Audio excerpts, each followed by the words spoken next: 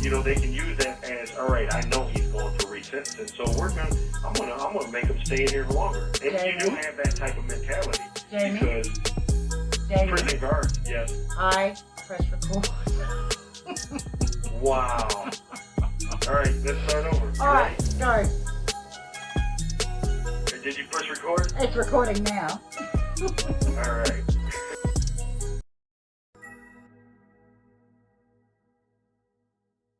Welcome back to the episode on Second Look Sentencing. This is Prison Talk with Jamie Meade and Emma Charleston. And we would like to thank you for returning to this part 2 of the Second Look Sentencing. And we are limited to 15-minute phone calls, so we have to limit and usually separate the topic into 2 parts. But they will be posted together. Yeah. So our listeners can listen to them. Yeah. And as we said before, if you have any comments, please post them, send them to us on Facebook, Instagram, Twitter, the website. I'll put all the links. Hashtag Free Jamie Meade. And I'll put all the links. YouTube. Yeah. And Emma will post all the links. And, well, let's get back to the topic. Right. Well, let's fill everyone in. We were just having a wonderful conversation, and then I realized I hadn't pressed record. So we're going to just reenact that whole situation. Jamie said to me, so, Emma, do you have any questions? And I was thinking I was being smart, but turns out the complete opposite.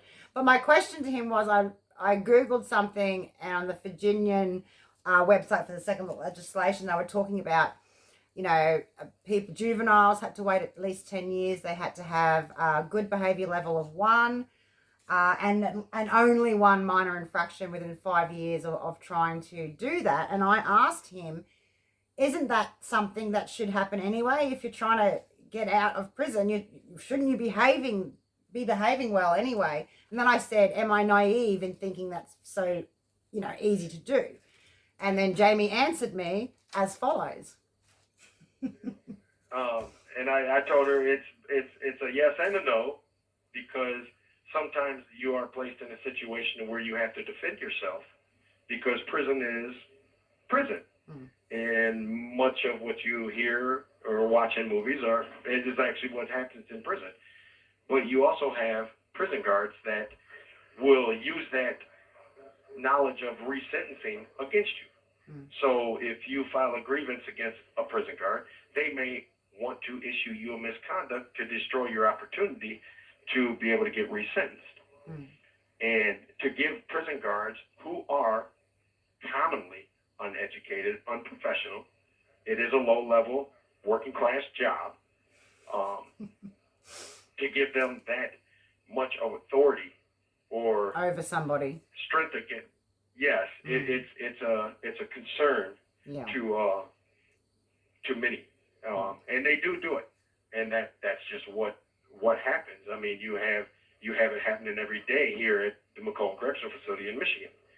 So hopefully the Michigan bill doesn't include a stipulation like that, which I know probably will include misconducts, but we have a different tier system for misconducts. Yeah.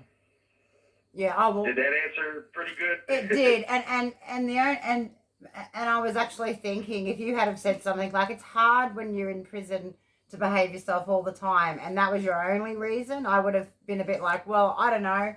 In my naive delusion, I reckon I'd behave myself regardless. But when you talk about the COs and stuff, or people using it against you, I can definitely see why people didn't like that in the Virginian one. The other thing you were talking about, the science, like changes in science, and you like the brain development and everything. And then I also thought it's like a well-known fact that people age out of crime as well. Yes. I don't know what the ages are, but I know they do. And I know the people that I've spoken to. The age of 36 is the average age. Which is when most men become grown-ups anyway, really. So that makes sense. Well, I mean, the age out of crime is set. Scholars have set it at about 36 years old. Yeah. That's when the age out curve starts to dramatically decrease on committing crime. Mm. Yeah, well, I just it's, thought it's, if there is, that's a known fact as well, if you're over 30, yes. then maybe being over that age is also another proviso they can whack in there. Well, it's like the new adolescent brain development science. Initially, it started at the age of 17 and under because the U.S. Supreme Court, although experts at that time, that case, which was over 13 years, I think it's been about 13 years, ruled the science supported under 18. Well, now with new technology, the functional MRIs, the CT scans, all the other developments in understanding the workings of the brain, they now most agree, and I say the most as majority of neuroscientists or experts in brain development, psychologists, developmental psychologists, agree that it's 20 now. So, and this is where debate comes in, because what if a person fails high school, like in the United States, we go from kindergarten to 12th grade. If someone fails 8th grade and gets held back and has to repeat 8th grade, then that means they graduate at about the age of 19. So they have spent 4 years with individuals a year younger than them. Yeah. So has their mentality matured more than that 18-year-old, or have they stagnated to the age of 18? So really, they're not 19; they're really 18 on the on the mental age instead of the chronological age of the individual. So there's different aspects of that should be taken into consideration. But it doesn't allow, under certain sentencing schemes, the mandatory minimum sentencing doesn't allow a judge to review after so many years. Yeah.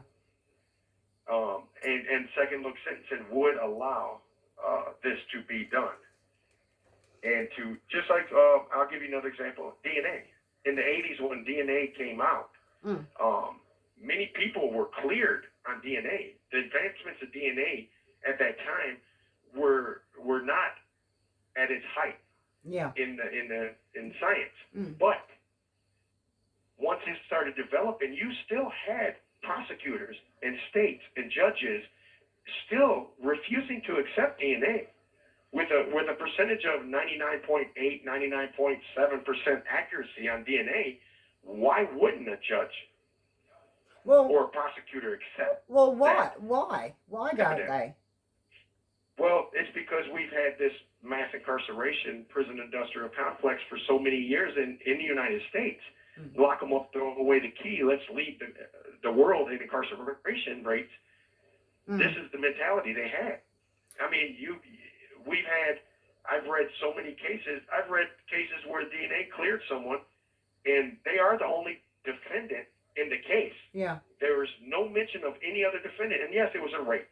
And the woman got up there and said it was only one man. But you still had prosecutors get up there and said, it might have been 2 men. It might have been 3 men. It's someone else's DNA, but he was still involved. Yeah. That doesn't make sense. But that's the argument they were allowed to present. Yeah. Without any repercussions to their status as a prosecutor. Why? And I believe it's just the way the criminal justice system works. Do they just want to get somebody in prison for it so that they have a good record or something? Like, because if someone's been cleared, they just want to have someone serving a sentence for that crime. The prison industrial complex is huge on money. But to get back on the topic of second look sentencing, it just gives the judges the discretion to relook at a sentence. And 30 years ago, my sentence of life without parole might have been logical at that time because of the violence that was coming out of the community, because of the gang activity, because of the drugs. But today, there has been a light shined on felony murder. Yeah. That felony murder creates a lot of injustices. Then you turn around and there's the light that's being shined on aider and abettors or accessories. Should an accessory with no weapon serve the same amount of time with less culpability than less responsibility than the person who committed the crime? These are now in today's time I would probably not have received a mandatory life without parole sentence. No. The prosecutor would have most likely offered me a plea deal after knowing that my co-defendant was going to receive 12 years. Yeah. But at that time, they just wanted convictions to pad the books, to pad their stats. Yeah. Somebody has to pay. Doesn't matter who. Someone has to pay. Someone has to pay, regardless of who it is. Someone has to pay. Yeah. And that's where you have 1 minute remaining. This allows, and we'll conclude on this call. So we'll keep it short. Yeah. But this is where it allows the judge to come back in after many years to correct an injustice, a overly harsh sentence. And, you know, this is why we need this legislation passed. And Senator Stephanie Chang of Michigan and Senator Jeff Irwin are most likely going to co-sponsor the Second Look Sentencing Act that will be submitted and hopefully get a House and a Senate bill number soon. And we need everyone who's listening to please contact your senator, your state rep, and encourage them to support Second Look Sentencing in Michigan. Thanks for listening again, and we will have another topic coming out soon. All right. Bye. And bye-bye.